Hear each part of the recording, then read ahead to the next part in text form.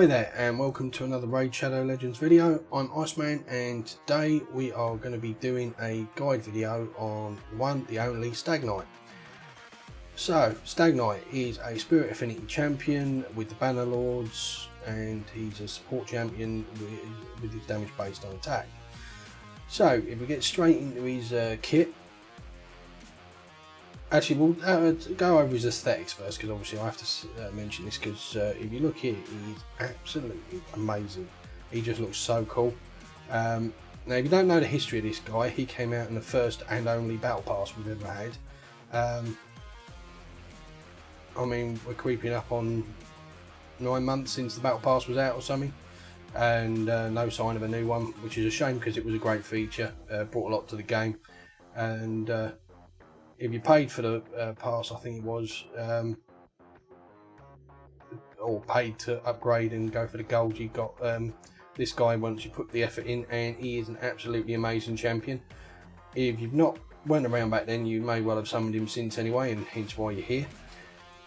He looks really cool. He's one of the few champions in the game that does decrease defense and decrease attack on the same ability, and he does it on a 3-turn cooldown, and I think that might be unique in the game these days since they changed Madam Ceres's, but don't quote me on that. So anyway, we'll start with his A1. We always start with the A1. Spot Quarry, obviously he's a huntsman, supposedly. Attacks one enemy 2 times. Each hit has a 30% chance of placing a 30% decreased speed debuff for 2 turns. And that literally is each hit has a chance. And then the chance goes up if you book him out by another 20%. So that's got a 50% chance on each hit of placing the debuff. So, you know, that's pretty cool. You can get 2 of them on there. And if you don't get 2, there's a good chance you're going to get 1. And yeah, so it's a nice A1. It's not game breaking, it's not the most amazing, but it is a really useful one to have out there in any situation. Maybe not so much in clan boss, but obviously dungeons, faction wars, arena, you name it, Doom Tower when it comes out, I'd imagine, in many respects. I must admit, having watched the videos and stuff, I'm kind of curious whether or not decreasing turn meter, decreased speed is not the same. So you might be able to decrease speed on some of these champs that you can't decrease turn meter on, and at least you'll be able to slow them down a bit without getting that negative against you. But anyway, I digress. So he's A2 huntsman, huntmaster, sorry. Attacks all enemies, has a 70% chance of placing a 60% decreased defense and a 50% decrease attack debuff for 2 turns. This ability is huge, and it's his big money ability. On a 3-turn cooldown, when booked out, 4-turn without, this is just amazing. You know, decreased defense and decreased attack are 2 of the biggest debuffs you can get in the game, and this is the big boy version of it, not the small version. So it's got, you book it out, you can reduce the cooldown, and you can book it up another 25%. So he has a 95% chance of placing the these debuffs, which yeah, you know, it's just amazing, absolutely amazing. Anyways, A3, lead the pack, is a passive, and its A3, its third ability is a passive. It places a 50% increase accuracy buff on an ally for 1 turn each time the ally has a debuff resisted by an enemy. So it's again not game breaking, but it's cool, and it means that if one of your allies gets resisted, misses an ability, he's going to get a buff to his accuracy by 50%, which is quite big. You know, it's 50% of their accuracy. Yeah, if we go take a look at the artifacts. So obviously you want this guy landing his stuff. I don't use him in the arena. If you were using him in the arena, you'd want better stats than this. We'll take a look at his total stats first. We've got a debuff accuracy of 226. High enough for dungeons, high enough for faction wars. That's primarily what I was after here. I'd like to get that a bit higher, and I will do when I do some work on him, but for the moment, it's good enough for what I want. And to be fair, in all honesty, I don't use this chap as much as I did when I first pulled him, because it was fairly early on in the game for me, so he didn't get the best gear. He wasn't all that kitted out. I wasn't that great at working on masteries and stuff back then, so he's not even fully masteried, as you'll see in a minute. And then since then I've pulled Madame Ceres, who, because she's void, I tend to prefer using her because I know I'm not going to have a weak issue there, and she removes debuffs. Alright, she has a slightly longer cooldown now on hers, so you know, the argument could be made you're better off going with her.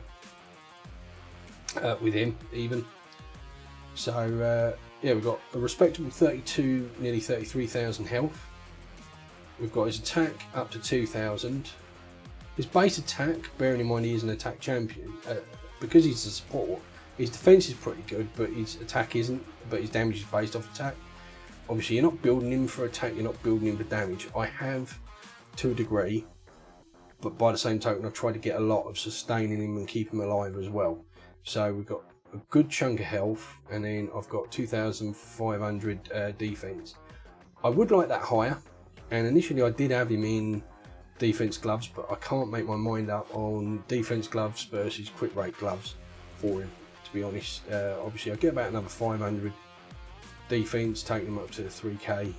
If I put the gloves on, I'm not quite sure. I just want to play around with him a bit more and try and narrow it and see which I prefer. And again, you know, you've got him, you do exactly the same. We've got a decent speed of 205.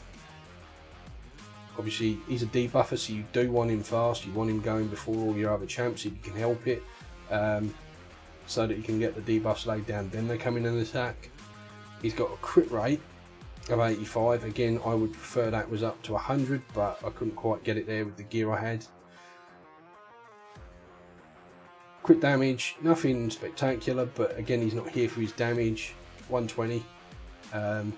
Debuff resistance is 71. Again, nothing spectacular, it's not supposed to be. So how have we kitted him out? Obviously we've gone for an accuracy banner. We want that accuracy up.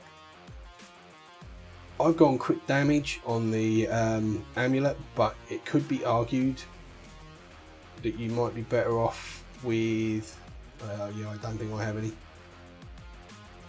Let's have a quick look.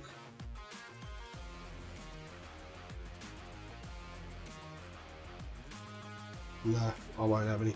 Okay, it could be argued that, again, defense would be the better option here, because you want him lasting, you want him taking hits and staying in the fight to keep putting that debuff down.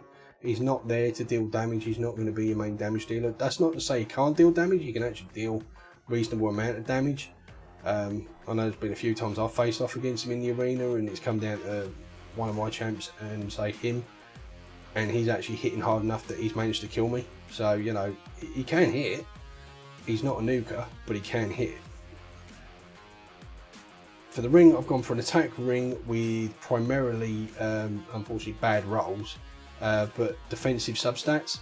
So we've gone attack on the ring, but with substats in defense and HP to try and get that HP and defense up, try and help give him that sustain. Speed boots, defense chest again to give him that defense. You could argue attack chest to make him more damage dealery, but I think the value in him is keeping him alive. So I'm trying to go for a bit of a blend. So I've got his crit rate up as high as I could safely, but again, although he's got some attack and some crit damage, he's also got defense in the substats, which helps him out. I've gone for 2 accuracy sets. Obviously, again, you need him accurate and you need him fast, so it's 2 accuracy and 2 speed with the same sort of feature all the way through. Mainly concentrating on accuracy. You want his accuracy up high enough to do what you want him to do, and then you want his speed up high enough to do again what you want him to do, and then after that you can worry about everything else.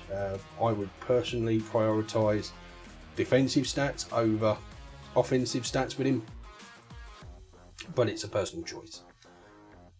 So let's take a look at his mastery, shall we? Now, I haven't fully mastered this chap. As I said, I'm only one off, and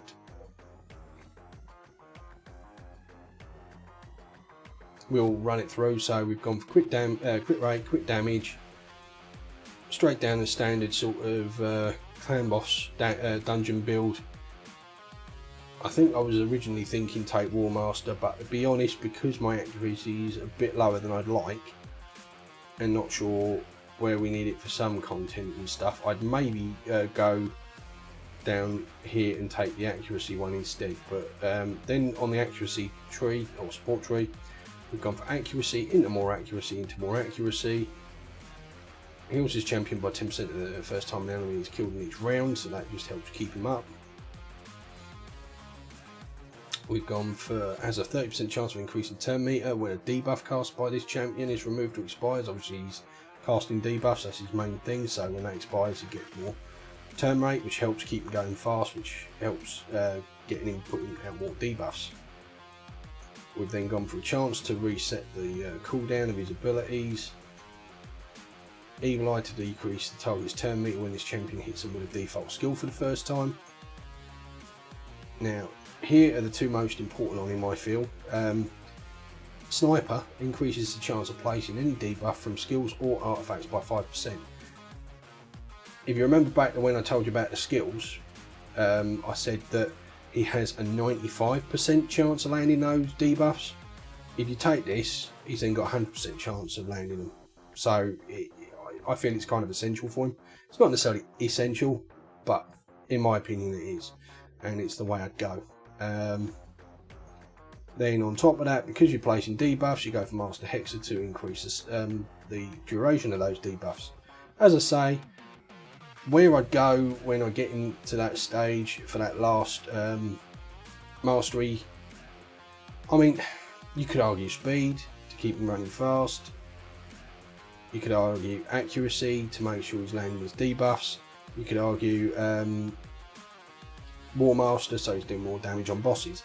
But since he's not really a damage dealer, I personally would go for the accuracy one just to boost his accuracy, give him another 50. Why not? It just means he's less likely to get resisted. And to be fair, for him, the most important ones are these two, I say. All the others help. They boost his accuracy, they boost his turn meter, all the rest of it. So anyway, let's get him into some content, shall we? Now, you can run him in Dragon's Lair, but he's the weak affinity there. So obviously he's going to have a chance of missing his hits and not landing his debuffs. If you have somebody else that does decrease defense, I would personally put them in there. He can do Fire Knight's Castle. He's got a 2-hitter on his A1, so he can help with that.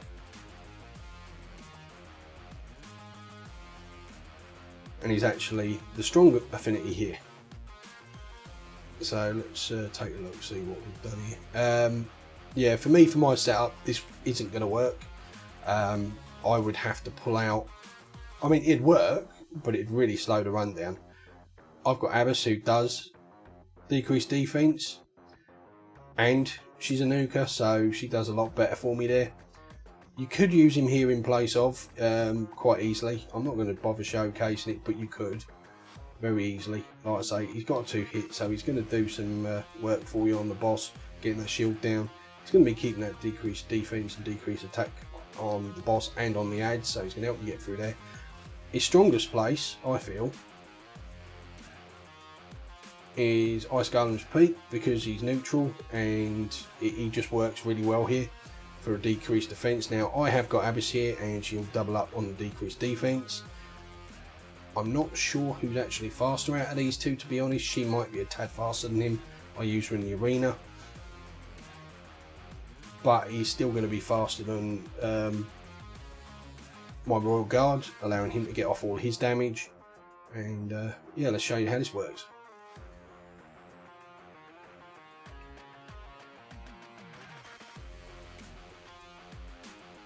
Obviously this is a slightly longer fight, we all know that. I think my average is around 5 minutes.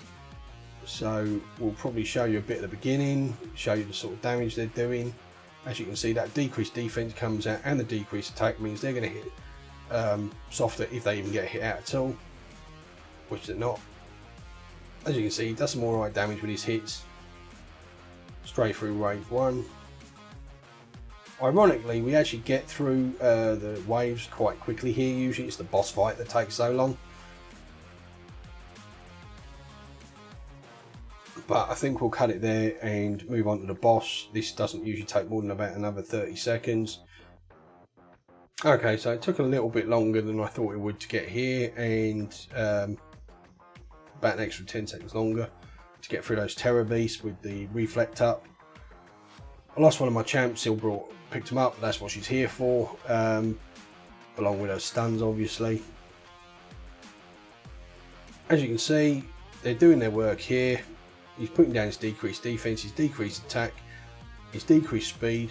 All of those are very useful here in this fight. So he's actually a brilliant champion for it. This fight tends to drag out a bit because obviously you can't nuke the boss too quick, otherwise he just slams you and kills you. So it's sort of slow and steady wins the race with this fight. If you've got a block revive champion on your team that can keep those side adds down, obviously even better. Unfortunately I don't. Anyone who saw the shard video I posted the other day will know that I managed to pull Blood Gorged on my alternate account, who already had somebody that could do the job in Foley, unfortunately. But that's the way it works. So anyway, we're going to skip forward to the end of the fight here and see what it come in at. Okay, so here we are. We came in at 4 minutes and 2 seconds. My best time's at 3:58, so actually very close to my fastest run. What can I say? You know, he's a great champion. He does the work that he's there for. Puts out the decreased speed, puts out the decreased defense, puts out the decreased attack. I could showcase him in the arena, but basically doing the same thing again. But I don't really run that sort of comp. Abyss is my decreased defense plus Nuka, and I don't tend to use the decreased defense in my arena team. You can do, and obviously if you're running a traditional sort of nuking comp, he's a good champion for it. Obviously the only drawback you do have with him is a lot of people tend to run nukers that are magic affinity, and obviously with him being spirit, he tends to be weak against them. So you know, they're going to get stronger hits on him, he's possibly going to get weak hits on them and not put thing. But again, it's one of those things, you know, if you've got say him and I'm trying to think, Tyrell, who I don't think I even have on this account anyway, also does similar sort of abilities, only Tyrell's magic affinity. If you've got the pair of them built up, if you're facing spirit affinity, you'd use Tyrell. If you're using force affinity, you could use Stag Knight. I mean, to be fair, if you don't have Tyrell, you could still use him in any of the scenarios, to be fair, but obviously you're better off not using him against magic if you can help it. All in all, he's an absolutely amazing champ. He's one of the best decreased defense and decreased attack champions in the game. Many people actually consider him to be one of the best epics in the game. I wouldn't go that far. I definitely feel that Miss Creative Monster and Madame Ceres both still hold a much higher place there. For that, just because of what they are and how valuable they are in all places. Madame Ceres obviously being void and having a buff strip and having the decreased defense. You know, even with her getting that slight nerf, which was supposed to, I think, nerf her for PvP, but really only affected her in dungeons, which wasn't a major area of concern, to be fair. It just means that Stag Knight's actually slightly better than her in the regard that he's got the faster cooldown on it now. Anyway, all in all, he is an absolutely amazing champion. If you've got him and you're looking for decreased defense champ and decreased attack, do not sleep on this guy. He is one hell of a champion. Anyway, thank you for watching. I hope you enjoyed the video. If you watched right to the end, and I hope you have, and you enjoyed this video, please hit that thumbs up. Please hit that subscribe button, and you'll get notified when I release more content. And I'll catch you in the next video. Bye.